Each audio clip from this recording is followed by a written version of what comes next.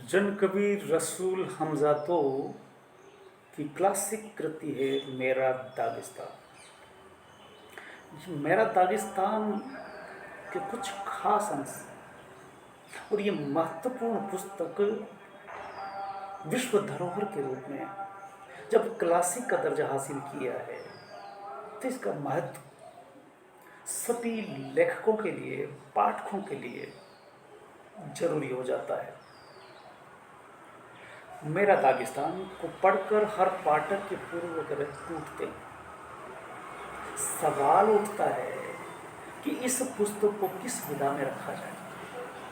बेशक पहली बार पाठक को इस सवाल का जवाब नहीं मिलेगा, फिर भी इस पुस्तक से गुजरना उसे वैसे ही आनंददायी लगेगा जैसे पहली बार किसी गांव में मेहमान बनकर जाना और वहाँ गर्मा गर्म खातिरदारी मिलना, जैसे किसी गांव का मुकम्मल चित्र जिसे कई बार देखने पर भी जी नहीं भरता है। मैं इस पुस्तक से कोई 3 बार गुजर चुका हूँ और चौथी बार गुजरने की तमन्ना रखता हूँ। ठीक वैसे ही जैसे अपने जन्म के गांव में कितनी ही बार जाया जाए, पेट नहीं भरता, मन कभी बोर नहीं होता। यह सब हर पाठक के साथ घटित होता है जब वो मेरा दागिस्तान से गुजरता है। जब वो जन्म कभी रसूल हमजा तो कि मेरा दागिस्तान पुस्तक से गुजरता है। तो साथियों, इस पुस्तक के बारे में मैं कुछ चंद वीडियो आपके सामने बनाना चाहूँगा, लेकिन ये एक वानगी जो मैंने अभी आपके सामने दी है, क्या ये तरीका आपको पसंद आया? अगर आप इसे सुनना चाहते हैं तो आप इस वीडियो में अपनी टिप्पणी अवश्य करें ताकि मैं इसे आगे बढ़ाऊं। अगर आपको ये लगे कि इस पुस्तक को पढ़ना, जो कि 2 भागों में है, अगर वीडियो में तब्दील हो जाए, लगभग 1/4 या 1/3 हिस्सा मैंने कुछ नोट्स लिए। जब पहली बार पढ़ी, एक बुक फेयर में मैं था, एक मित्र ने कहा कि आप इस पुस्तक को मेरे कहने से ले लीजिए। उसका इतना कहना था कि मैंने पुस्तक रख ली। घर लौट करके इसे पढ़ता गया और मुझे जब पता चला कि दूसरा भाग भी है, राजकमल से प्रकाशित है, तो मैंने ऑर्डर दिया और दूसरी पुस्तक भी मेरे सामने आई।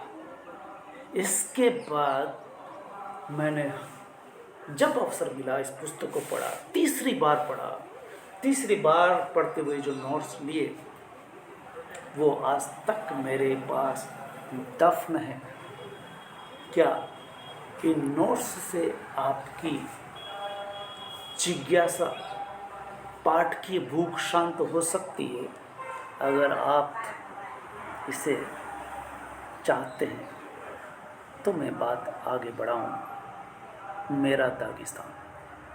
मेरा दागिस्तान की खूबसूरत बात मुहावरों में, लोकोक्तियों में, उद्धरणों में रसूल हमजा तो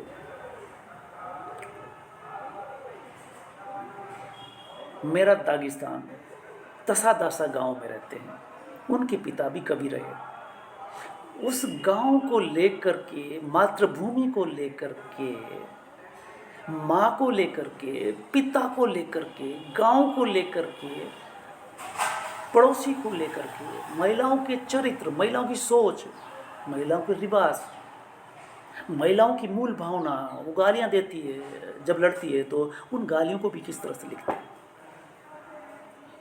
और उस पहाड़ जो उनके गांव के बगल से है, भाषा, बोली, इससे मोहब्बत कवि की किस कदर है, इसी के कारण ये पुस्तक क्लासिक की श्रेणी में रखी जाती है।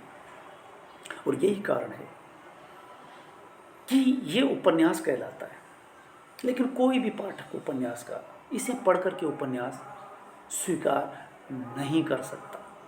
प्राकथन लिखने वाले ने भी लिखा, आप भी पढ़ेंगे तो यही कहेंगे। लेकिन इसके बावजूद किसी भी बेहतरीन उपन्यास से ये उपन्यास, आत्मकथात्मक उपन्यास,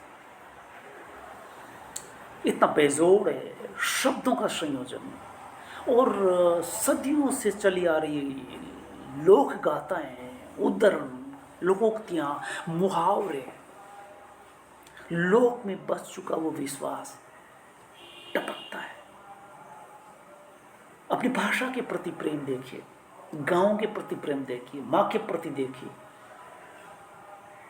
ये देख करके सारा विवरण पुस्तक के बतौर आपके सामने होगा, बशर्ते कि आप की टिप्पणी इस पर आए तो मैं आगे बढ़ूं। धन्यवाद। जय हिंद।